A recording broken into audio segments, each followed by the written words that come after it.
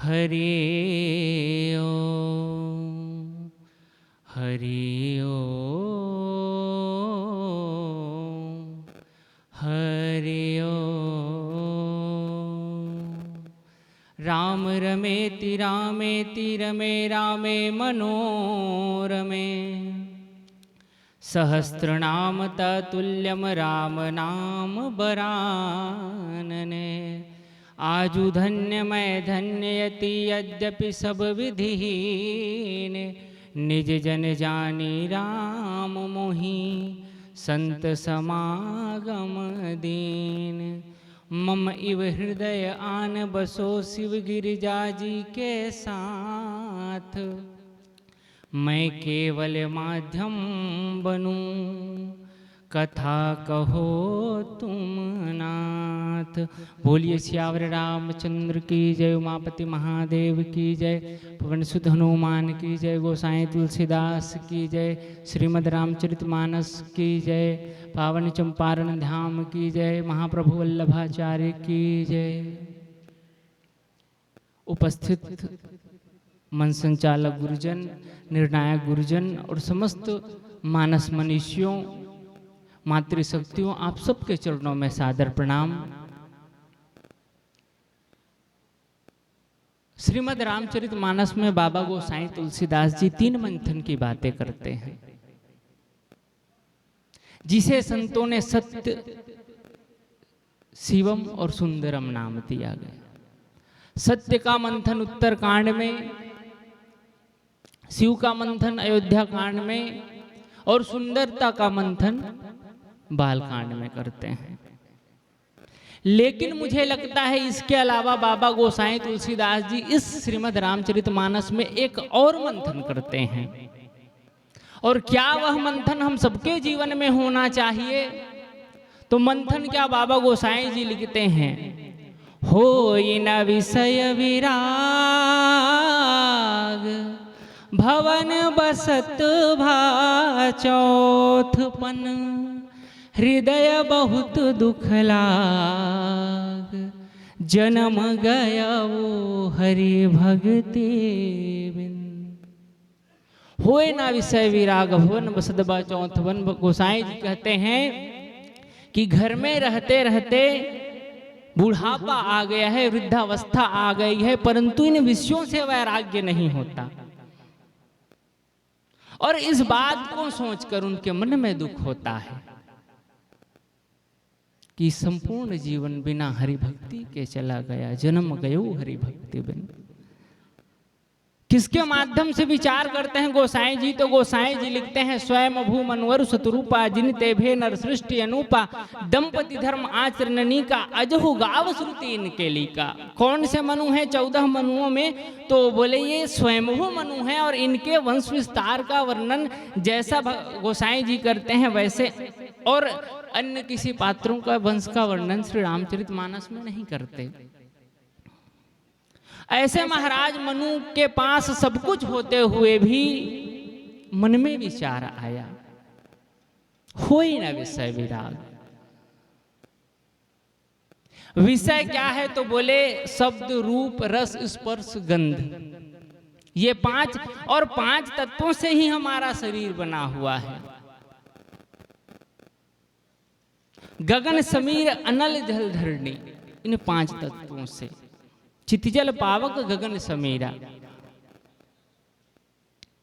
और ये जो हमारे प्रकृति के तत्व हैं इन विषयों को बढ़ाने में सहयोग भी करते हैं, सहायता भी करते हैं। गोसाई जी लिखते हैं, बिनु मही गंध की पावई कोई जिमि बिनु रस की होई संसारा जिमि बिनु रूप न तेज गोसाई परस की होई विहीन समीरा इत्यादि कोई अवकाश की नभ बिनु पावई। और इन विषयों में देवता भी निवास करते हैं। इंद्री द्वार धरो खानाना जह तह सुर बैठे करी थाना आवद देखे विषय व्यवहारी ते हठी दई कपाट उघारी। और इन विषयों का पान करते करते भोगते भोगते हमारा भी जीवन न जाने ऐसे ही बीत गया है। जो विचार बाबा गोसाई तुलसीदास जी अब हमारे सामने रख रहे हैं, वो विचार महाराज मनु के जीवन में कब आई? जब उनके जीवन की वृद्धावस्था आ गई थी, अर्थात जो ये इंद्रियां हैं वो कहीं ना कहीं असमर्थ हो चुकी थी। उन विषयों के बारे में श्रीमद् भगवत गीता में भगवान करते हैं, जिन विषयों के चिंतन मात्र से जीव की बुद्धि नष्ट होने तक को आ जाती है। ध्यायतो विषयान पुंसः संगस्तेषु उपजायते, संगात संजायते कामः, कामात् क्रोधो भिजायते, क्रोध भवति सम्मोहाः, सम्मोहाः स्मृति भ्रम, स्मृति भंसात् बुद्धिनाशो, बुद्धिनाशात् प्रणश्यति। तो इन विषयों से वैराग्य क्यों नहीं होता? हमारा मन इन विषयों में रमता ही क्यों जाता है? तो बोले क्योंकि इसमें भक्ति का रस नहीं आता। तो आए कैसे? तो इसके लिए बाबा गोसाई तुलसीदास जी विनय पत्रिका का सूत्र देते हुए कहते हैं कि हरितुम बहुत अनुग्रह किन्हो, साधन धाम विभुभ दुर्लभतन मोहि कृपा कर दिन्हो, कोटि मुग्न कही जात प्रभु के, एक एक उपकार तदपि नाथ कछु और मांगी हो, दीजे परम उदार विषय वारि मन मीन भिन्न नहीं होत कबहु पल एक, ताते सहयो अति दुख दारुण जनमत जोनी अनेक। हम भी ना जाने कितने जन्मों से इस विषय रस का पान करते आ रहे हैं, तो विचार करें क्या यह समस्या केवल महाराज मनु के जीवन की है? वो महाराज मनु जिनसे इस सृष्टि का विस्तार हुआ, जो हमारे आदि पुरुष हैं, इसका तात्पर्य यह है कि जो समस्या महाराज मनु के पास है, महाराज मनु ने सोचा वो समस्या, वो मंथन हम सबको करना चाहिए। तो इस विषय रूपी वारी से मन अलग कैसे हो? तो गोसाई जी कहते हैं प्रभु इस विषय से आप ही अलग कर सकते हैं।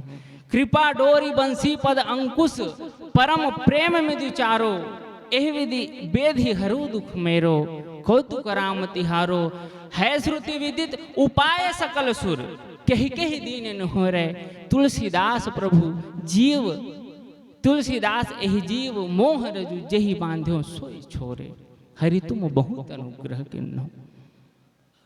अब विचार करें महाराज दशरथ के जीवन में यह बात आई कब? तो बोले वृद्धावस्था में। और जो आयोजन हो रहा है उसका शीर्षक संत दिए हुए हैं मानस युवान। अब इस समय हमारे जीवन में ये आ जाए तो निश्चित रूप से हम भगवान भक्ति की ओर चल सकते हैं। जिस विषय को सोचकर महाराज मनु के जीवन में दुख हुआ, भवन बसत बा चौथपन, और माता मंदोदरी लंकापति रावण को भी तो यही कहती है कि संत कही यस नीति दसानन, चौथे पन नृप जाई कानन। चौथे पन में राजाओं को वन में चला जाना चाहिए भगवान की भक्ति के लिए। ऐसा सोचकर महाराज मनु के मन में दुख हुआ। महाराज मनु के जीवन में दुख आया है वो ना तो किसी अभाव से आया है, तो बोले ये विचार जन्य दुख है जो महाराज मनु के जीवन में आया है। क्यों? क्योंकि जो इन विषयों से मिलने वाला सुख है वो अनंत नहीं है। इसीलिए तो सूरदास जी कहते हैं कि मेरो मन कहाँ अनंत कहाँ सुख पायो, जैसे उड़ी जहाज से पुंछी पुनी जहाज पियायो। न जाने जन्मों जन्मों से हम विषयों के भोग करते आ रहे हैं, उसके बाद भी यह विषयों के प्रति जो हमारी लालसा है वो बनी रहती है। क्यों? क्योंकि इनसे जो मिलने वाला सुख है वो तालाब, वो तलैया के समान है, आनंद की तलैया के समान है। हमें तो आनंद चाहिए, वो सिंधु चाहिए, तो अनंत कहाँ मिलेगा? हम ढूंढ कहाँ रहे हैं जिसका अंत है, मिलेगा कहाँ? तो जो अनंत है वही तो हमें अनंत दे सकता है। राम अनंत, राम जो आनंद सिंधु सुख राशि वही हमें दे सकते हैं। और क्यों महाराज मनु कहते हैं कि जन्म गयो हरि भक्ति बिन? क्योंकि जब इसमें विषयों के रहने वाले देवता अपने अलावा किसी और के रस को पान नहीं करते, भोग नहीं करते, तो ये जीव क्यों करता है? जो छठवीं बात इसमें डाली गई है प्राण, तो उसके देवता तो भगवान श्री राम है। प्राण प्राण के जीव सुख के सुख राम, तो उसका आराधना करें, क्योंकि उसका विषय क्या है? तो बोले उसका विषय भक्ति है। इसीलिए तो भगवान स्वयं कहते हैं कि जाति बेग द्रव मम भाई, सो मम भगति भगत सुखदाई, भक्ति तात अनुपम सुख मूला। मिलहि जो संत होई अनुकूला, भक्ति की साधन कहूँ बखानी, सुगम पंथ मोहि पावै पानी, प्रथम ही विप्र चरण अरु प्रीति, नित नित धर्म निरत श्रुति नीति, एहि कर फल पुनि विषय विरागा, तब मम चरण उपज अनुरागा। भक्तिहीन गुण सब सुख ऐसे, तो इन भक्ति के बिना ये सारे सुख मिलते कहते हैं तो वो भोजन के समान जिसमें नमक नहीं है। और विषी भक्ति के लिए महाराज मनु चल पड़ते हैं कहाँ, तो बोले बरबस राज सुतहि तब दिन्हा, नारी समेत गवन बन किन्हा। सत्यकेतु महाराज के जीवन में जब बात आई तो उन्होंने अपना राजपाट अपने पुत्र प्रताप भानु को दे दिया, उन्होंने सहर्ष स्वीकार कर लिया। और यही जब महाराज दशरथ हुए, उन्होंने जब विचार किया, श्रवण समित भय सित केसा मनहु जरठफन असुपदेशा महाराज, तो वो भगवान राम को देना चाहे, उन्होंने कहा यह कैसे अनुचित रीति है। और यही बात महाराज मनु को जबरदस्ती देनी पड़ी। बरबस राज सुतहि तब दिन्हा, नारी समेत गवन बन किन्हा। महाराज मनु के जीवन में विचार वैराग्य बनने की और जा किसके साथ रहे, तो बोले नारी के साथ, जिसके विषय में गोसाई जी कहते हैं कि काम क्रोध लोभ आदि मद प्रबल मोह के धारी, तीन महाती दारुण दुखद माया रूपी नारी। गोस्वामी जी किसको लेकर जा रहे हैं लिखते हैं, तो बोले नारी को लेकर जा रहे हैं। महाराज मनु वन में जो जा रहे हैं तो किनके साथ जा रहे हैं, तो शत्रुपा के साथ जा रहे हैं, सत्य के साथ जा रहे हैं। विश्वामित्र जी भी भगवान को पाने वन में गए तो उन्हें मिला कहाँ, महाराज दशरथ के भवन में। गोसाई जी कहते हैं कि हम सत्य के साथ जाएं तो निश्चित रूप से हमें भगवान मिल सकते हैं। इसीलिए तो संत कहते हैं उठ जाग मुसाफिर भोर भई, अब रैन कहाँ जो सोवत है, जो जागत है वो पावत है, जो सोवत है वो खोवत है। जाना ही तब ही जीव जग जागा, जब सब विषय विलास विरागा। जीवन में हम सबका त्याग करें। जिनके साथ महाराज मनु गए हैं कौन है, शत्रुपा, नारी समेत गवन बन किन्हा। शत्रुपा के साथ गए हैं तो कौन, जो सत्य का रूप है। इसीलिए तो संत कहते हैं धर्म न दूसर सत्य समाना। अगर हमारे जीवन में सत्य है तो निश्चित रूप से हमें भगवान की भक्ति मिल सकती है। इन्हें शब्दों के साथ श्यावर रामचंद्र की जय।